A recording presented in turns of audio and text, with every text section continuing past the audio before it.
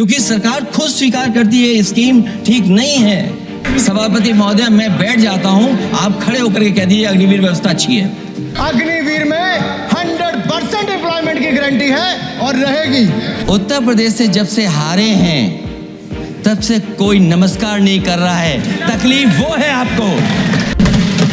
जब पहली बार ये स्कीम आई थी अग्निवीर,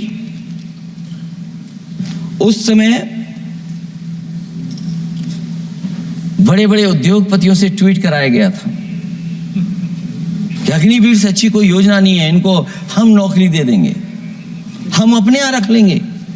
और शायद सरकार में बैठे लोगों को यह बात याद होगी, क्योंकि सरकार खुद स्वीकार करती है स्कीम ठीक नहीं है, तभी वो अपनी अपनी सरकारों से कह रहे हैं कि अग्निवीर वाले जो लौट करके आएंगे उन्हें कोटा दीजिए, आप नौकरी दीजिए।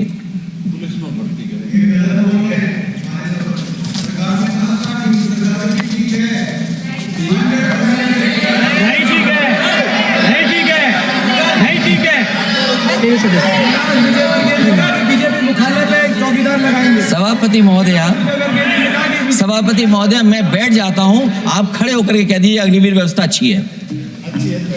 मैं इस सभा में खड़े होकर कहता हूं, उस राज्य से तो हिमाचल प्रदेश से जिसने पहला परमवीर चक्र विजेता मेजर सोमनाथ शर्मा दिए।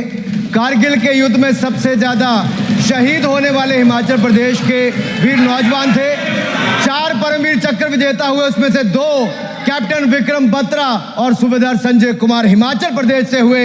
और मैं कहता हूं, जी हां, जो लंबे समय से मांग थी 1 रैंक 1 पेंशन की किसी सरकार ने पूरी नहीं की, वो नरेंद्र मोदी जी की सरकार ने यहां पर पूरी की है।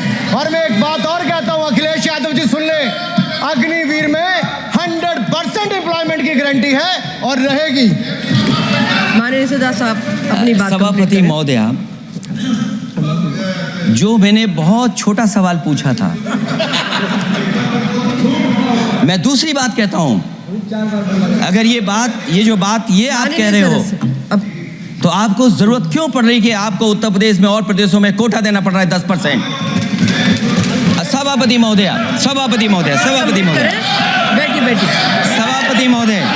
जहां तक परमवीर, रुक जाइए।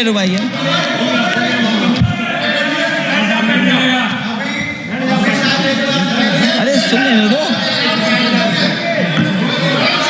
माननीय सदस्य आप अपनी सभापति महोदय, चैल जानते हैं आप कहाँ हैं? चैल जानते हैं आप कहाँ हैं? कभी गए हो उस मिलिट्री स्कूल में? मैं खुद मिलिट्री स्कूल का पढ़ा हूँ। और आप परमवीर चक्र की बात कर रहे हो, तो हम भी तमाम नाम गिना सकते हैं कि कितने परमवीर चक्र उत्तर प्रदेश में। आपस में चर्चा न ये सभापति महोदय, ये सभापति महोदय, जी 1 मिनट से भी कम, मैं आपके सामने कहना चाहता हूं, ये तो केवल मिलिट्री स्कूल गए हैं। मैं आज भी टेरिटोरियल आर्मी के 124 रेजिमेंट में कैप्टन के रैंक पे अपनी सेवाएं दे रहा हूं। अखिलेश जी, केवल ज्ञान मत बांटिए। राहुल गांधी जी के साथ बैठकर अब वहां बुलाने का झूठ बोलने की आपको आदत पड़ गई। प्लीज बैठिए, प्लीज। माननीय सदस्य से मैं आग्रह कर रही हूं, आप अपनी बजट पर चर्चा करें। सभापति महोदय, आपका समय पूरा हो गया है, मैं प्लीज कंप्लीट करिए। सभापति महोदय, मैं इसलिए नहीं कह रहा, मैं क्या बात कहना चाहता हूँ, शायद मंत्री जी नहीं रहे इसलिए तकलीफ परेशानी ज्यादा है। और आप अरे हमारा दर्द नहीं समझोगे, हम आपका दर्द चेहरे से पढ़ते हैं।